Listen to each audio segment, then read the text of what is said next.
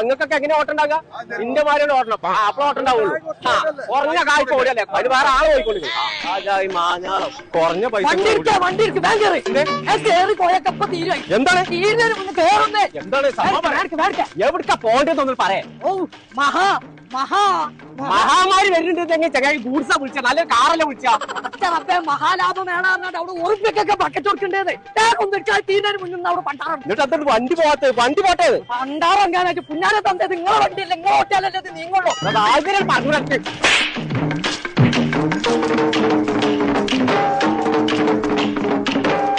ഇങ്ങനത്തെ ഒരു അർജന്റ് ഇപ്പൊ എന്താണ് ചങ്ങളെ? ഞങ്ങൾ ഇപ്പൊ ഉള്ളത് ചെമ്മാട് മഹാലാഭമേള നടക്കുന്ന സ്ഥലത്താട്ടോ. ഒരു ഉറുപ്പ്യൊക്കെയാണ് സാധനം കൊടുക്കുന്നത് 24 തീയതി മുതൽ 28 വരെ. ഈ കാണുന്ന ഓരോ സാധനങ്ങളും ഉറുപ്പ്യാട്ടോ. കേട്ടോ ഇതൊക്കെ ഉറുപ്പ്യ. ഇത് പറയാച്ചോ ഉറുപ്പ്യല്ലേ?